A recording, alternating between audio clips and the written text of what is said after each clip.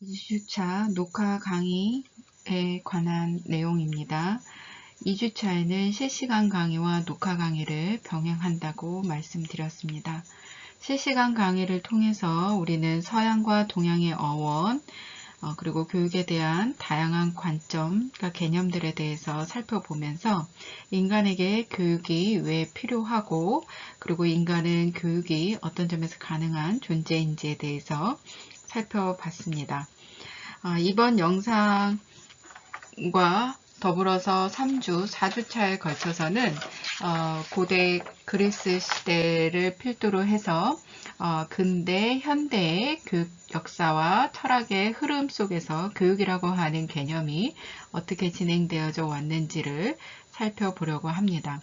그래서 이번 주에는 녹화 강의를 통해서 교육의 시작으로서 고대 그리스 시대와 함께 고대 그리스 시대의 대표적인 사상인 이상주의 관점에서 절대적 진리를 추구하는 것이 인간의 삶과 교육에 어떻게 영향을 미쳤는지를 보고, 두 번째로 실제주의의 차원에서 실제적인 지식과 행복을 추구하는 것이 교육과 어떤 관련이 있는지에 대해서 살펴보는 시간을 갖도록 하겠습니다.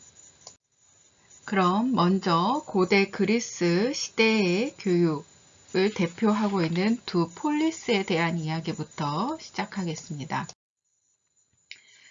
서구 문명이 태동한 곳, 서구 문화의 시작이라고 할 수 있는 곳은 그리스 반도, 발칸반도라고 부르는 곳이었는데요. 이 발칸반도, 지금의 그리스 반도 에서 보면 굉장히 많은 작은 도시국가들이 있었죠. 폴리스라고 하는 공동체들이 있었습니다. 그 폴리스 중에 그리스 패권을, 그리스 반도 안에 있는 다양한 도시국가들을 점령했었던, 패권을 쥐었던 두 폴리스가 바로 스파르타랑 아테네라고 할 수 있겠습니다. 스파르타와 아테네는 그들이 처해져 있었던 상황에 따라서 교육을 다루는 방식에 있어서 큰 차이를 보이고 있는데요. 그것이 어떤 양상으로 나타나는지 하는 측면을 살펴보겠습니다. 우선 스파르타는 그리스 반도의 북쪽에 위치한 도리아족이 남하하면서 전쟁을 치르게 되는데, 여러분도 아시다시피 전쟁을 하게 되면 굉장히 많은 피정복민들이 생기죠. 더군다나 스파르타는 그리스 반도를 점령했었던 도시국가였기 때문에 굉장히 많은 피정복민, 노예로 삼고 있는 사람들이 많았다라는 것이죠. 그래서 이들이 어느 정도로 많았냐면 스파르타인 한 명당 10명꼴로 많은 정도였다라고 합니다. 그래서 이 폴리스라고 하는, 스파르타라고 하는 국가를 유지하기 위해서는 이들 스파르타 시민이 아닌 사람들을 관리하고 통제할 필요가 있었겠죠. 그러려면 당연히 강한 힘이 필요했고 강한 힘을 가진 군대가 필요했습니다. 그래서 어렸을 때부터 스파르타는 아이들이 태어나면 신체 검사를 통해서 건강하지 못한 아이들은 죽이거나 버렸다라고 전해지죠. 그리고 7살 때부터 스파르타 아이들은 집단적 훈련 교육을 받게 됩니다. 군사 훈련을 7살 때부터 받게 되고 거의 50세에 이르기까지 사생활 없이 군대, 국가를 위한 교육에 힘쓰게 되죠. 반면에 주변이 산으로 둘러싸여서 비교적 다른 폴리스들에 비해서 외부의 침략이 적었던 아테네는요, 군사훈련을 그렇게 스파르타처럼 집약적으로 할 필요가 없었기 때문에 자유로운 시민을 양성하고 자유로운 사유를 할 수 있는 보다 자유분방한 국가체제, 민주주의 국가체제를 형성할 수 있었죠. 그래서 이들 나라는 아이들이 어렸을 때부터 체조학교, 그러니까 건강한 신체에 건강한 정신이 깃든다는 측면에서 건강을 기르는 체조학교와 음악이나 읽기, 쓰기, 세마기, 사유, 정신 능력을 발달시킬 수 있는 음악학교의 아이들을 보냄으로써 음악, 예술, 철학 등 서구 문화의 핵심이 되는 여러 문명의 형태들을 발전시키게 됩니다. 우리는 이런 스파르타와 아테네의 형태를 통해서 교육이라고 하는 것은 독자적으로 정립되기보다는 그 두 폴리스 또는 폴리스 국가 또는 나라가 처해져 있는 시대적 사회적 배경에 따라서 영향을 받을 수밖에 없다라는 것을 확인할 수 있습니다.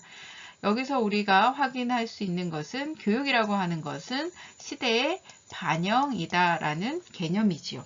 그런 측면에 있어서 스파르타와 아테네가 가지고 있었던 교육에 대한 방식, 형태다라고 하는 것이 서로 다르게 자리매김했다라고 하는 것을 확인해 두셨으면 좋겠습니다.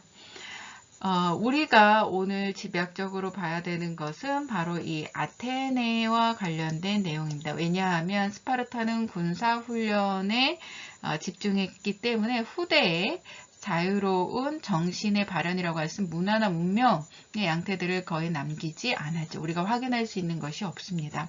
우리가 현대 교육에 영향을 받고 있는 것은 바로 서구 문명이 시작되면서부터 형성된 사유를 통해서 가능했는데, 그러니까 정신 능력을 통해서 가능했는데, 그것은 아테네라고 하는 도시국가에서부터 출발했다라고 볼 수 있겠죠. 특히나 이 아테네를 이끌었던 사유의 중심에 있었던 사상가가 바로 누가 있냐면 소크라테스와 플라톤이 있다라는 점 기억을 해 두시기 바랍니다.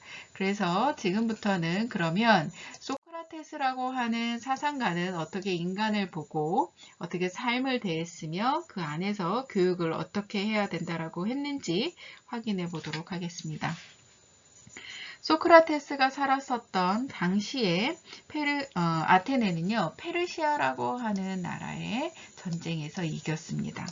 전쟁에서 이겼다라는 얘기는 곧 뭘 의미하냐면 무산계급, 군인계급이 인기가 높아졌다라고 하는 것을 의미하죠. 그런데 이 군인 계급들은 용맹스러운 것은 누구와도 견줄 바가 없지만 반면에 정치인들에 비해서 다른 사람들을 설득하거나 다른 사람들을 어떻게 끌어들이는 이런 부분에 있어서는 약함을 보일 수밖에 없었죠. 그래서 스스로를 지혜로운 자라고 칭하는 소피스트들이 이런 무산계급자들 또는 정치를 하고 싶어하는 젊은이들이 어떻게 하면 말을 잘할 수 있고 대중들에게 인기를 얻을 수 있는지에 대해서 교육을 시키는 일이 비일비재했지요. 그런데 그들이 담당하는 교육이라고 하는 것은 어떻게 하면 사람들의 마음에 들어가서 그들이 원하는 것을 줄 수 있을 것인가, 그리고 어떻게 하면 그로 인해서 부를 많이 취해서 권력을 취할 수 있고 내가 그로 인해서 정치를 할 수 있을 것인가 하는 것과 관련이 있었어요. 그러니까 대단히 개인주의적이고 물질지상주의적이고 상대주의적인, 이것도 옳고 저것도 옳고 돈을 벌기 위해서 그런 상대주의가 대단히 만연했다라는 거죠. 거기에 대해서 굉장히 비판했던 인물이 바로 소크라테스라고 하는 인물입니다. 소크라테스는 소피스트들이 현실적인 가치만, 어떻게 하면 잘 먹고 잘 사는가 물론 중요하지만 근데 너무 이런 유용성, 현실적인 것, 지금 당장 쓸 수 있는 어떤 물질적인 이런 부분만을 너무나 강조한 나머지 진짜 중요시해야 하는 인간됨이라든지 도덕성이라든지 가치관, 이런 것들에 대단히 혼란스러움을 주고 있다라고 비판을 했죠. 인간이라 함은 모름지기 절대적인 진리라고 하는 것을 깨우쳐야 하는데, 소피스트들은 단순히 돈을 받고 각자에게 맞는 지식을 팔고 있다라고 비판을 했던 겁니다. 그렇기 때문에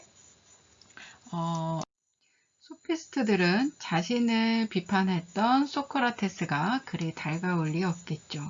소크라테스는 소피스트들에 의해서 물질적 기회주의나 도덕적 상대주의, 이런 것들이 만연한 아테네의 현실을 대단히 개탄하면서 젊은이들이 절대적인 진리의 세계로 나아가도록 돕기 위해서 여기저기를 다니면서 특히 시장을 다니면서 젊은이들에게 진리를 깨우치는 질문을 했던 사상가로 유명합니다.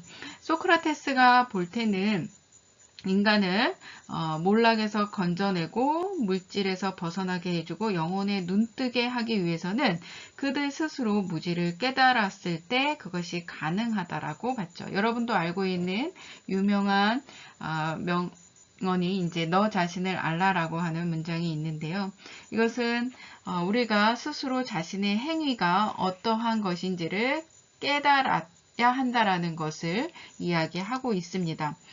무지를 깨닫는 일은 끊임없이 대화와 토론을 통해서 가능한데 인간은 누구나 자기 안에 이 진리를 깨달을 수 있는 가능성을 가지고 있는 탁월한 존재이기 때문에 누군가의 자극적인 질문을 또는 대화를 하게 되면 자신이 옳다라고 믿는 것에 대해서 충분히 반성적으로 사고할 수 있는 능력이 있다라는 것이죠.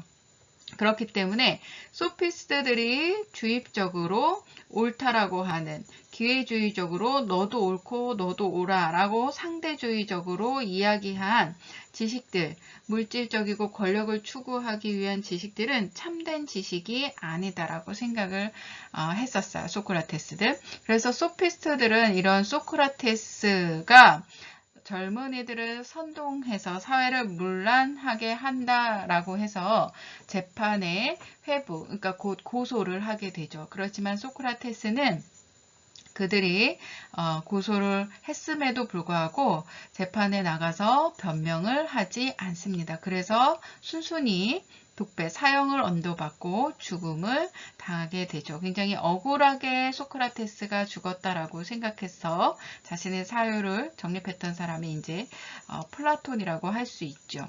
자크루이 다비드라고 하는 화가가 소크라테스의 죽음을 형상화해서 그린 그림인데요. 소크라테스의 모습을 보게 되면 그가 무엇을 지향하고 있는지를 우리는 알 수 있게 됩니다.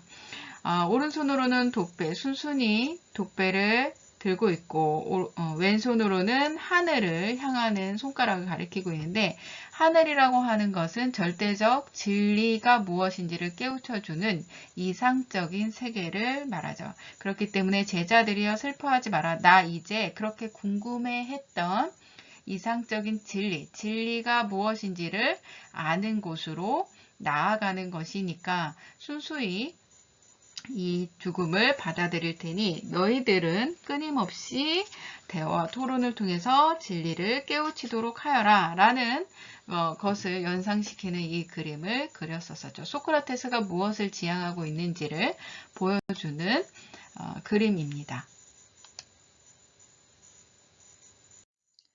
네, 그렇다면 이제 소크라테스가 교육의 목적으로 삼고 있었던 것은 무엇인지 하는 부분을 들여다보면 소크라테스는 젊은이를 찾아다니면서 진리를 깨닫기를 원했기 때문에 그가 지향하는 것은 바로 무지의 세계에서 벗어나서 애지의 세계로 나아가는 겁니다. 제대로 된 삶을 추구하는 것이죠. 그 제대로 된 삶을 추구해야 하지만 우리는 잘못된 행동을 하지 않게 된다라고 봤어요. 악행을 저지르지 않게 된다라는 것이죠. 그러면 어떻게 애지의 세계로 나아갈 수 있는가라고 했을 때 소크라테스의 교육 방법 또는 소크라테스의 파이데이아라고 교육이라고 할 수 있는 것이 바로 뭐냐면 문다법 또는 대화법이라고 부르는 것입니다. 이 문다법 또는 대화법이라고 하는 것은 두 단계에 걸쳐서 진행이 되는데요. 첫 번째 단계는 바로 반어에 해당합니다. 반어법이 이루어지는 단계예요. 반어법이라고 하는 것은 뭘 의미하냐면 자신이 확실히 알고 있는 것에 대한 답을 유보하는 겁니다. 우리가 어떤 누군가로부터 질문을 받게 되면 이거 확실히 알아 라고 생각하는 것이 있잖아요. 그거에 대해서 아닌가? 내가 잘못 생각했나? 이렇게 내가 알고 있는 답을 유보하는 것을 이제 반어법이라고 이야기를 합니다.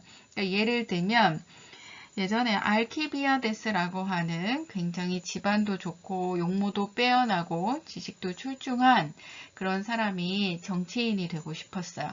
그런데 이 사람이 사람들한테서 어떤 소리를 많이 듣냐면 알키비아데스는 다 완벽한데 덕이 부족해 라는 비판을 좀 듣죠. 그럼 도대체 덕이 뭘까라는 생각을 하게 되고 소크라테스, 그 당시에 현자라고 했던 소크라테스를 찾아오게 됩니다. 그래서 소크라테스한테 스승님, 덕이 뭡니까? 라고 물어보죠. 소크라테스의 대화법 중에 자주 등장하는 게 바로 뭐냐면 누군가가 질문하면 그것을 다시 역으로 물어보는 거죠. 그럼 너는 덕이 뭐라고 생각하고 찾아왔니? 이렇게 묻는 거예요. 나중에 여러분들도 교직에 나가셨을 때 한번 써보십시오. 그래서 다시 알키비아데스에게 너는 덕이 뭐라고 생각하니? 이렇게 물어요. 그랬더니 알키비아데스가 덕은 좋은 거 같습니다. 그래요. 그랬더니 소크라테스가 그래 좋은 거? 그럼 좋은 거에 뭐가 있니? 이렇게 묻죠. 좋은 거에는 스승님 건강도 있고 명예도 있고 권력도 있고 배고프지 않은 것도 좋은 거고요. 따뜻한 것도 좋은 겁니다. 뭐 등등 이렇게 얘기를 합니다. 그래 그러면 배고프지 않은 거, 건강, 명예, 권력, 돈 이런 것들이 덕이니? 근데 또 생각해 보니까 알키비아데스가 아닌 것 같아요. 그러면 덕은 좋은 것이라고만은 할 수 없겠구나 라는 생각을 하게 되죠. 그렇게 질문을 이어나가게 되면 자신이 덕이라고 생각하는 것에 대한 답을, 새로운 관점을 내세울 수가 있는데 그것이 바로 삼파술 또는 대화술이라고 하는 겁니다. 삼파는 아이가 나올 때, 출산할 때 아이가 나오도록 도와주는 사람이 삼파죠. 그런 것처럼 우리 안에 이미 진리를 깨달을 수 있는 가능성이 있다라고 아까 말씀드렸죠. 그렇기 때문에 그 가능성에 힘입어서 우리는 새로운 답, 새로운 지식, 새로운 삶을 창출해낼 수 있죠. 그것을 도와주는 단계. 그래서 새로운 알미라고 하는 것을 뽑아낼 수 있는 단계가 바로 이 삼파술, 대화술의 단계입니다. 그러니까 소크라테스의 대화법 또는 교육이라고 하는 것은 1차적으로 내가 그동안 절대적으로 옳은 거야 라고 생각했었던 것에 대해서 아닌가? 라고 하는 내가 모르고 있었구나 무지하다라는 사실을 알고 그러면 그건 뭐지? 라고 계속 끊임없이 대화하면서 진리를 떠올리려고 하는 과정에서 새로운 알을 습득하게 되는 새로운 알의 세계로 들어가는 것이 바로 삼파술 대화술 그리고 이것이 바로 교육의 과정이다라고 할 수 있겠습니다. 소크라테스는 진리를 찾아가기 위해서 이렇게 끊임없이 질문의 연속 이런 것들을 이끌었던 사람이에요. 그래서 어떤 말을 잘한다거나 어떤 논리 철학자가 아니라 무지를 깨우칠 수 있는 어떤 충격을 주고 반성하도록 이끌고 하는 역할을 해야 하는 것이 더 교육에 있어서 중요하다라고 봤습니다.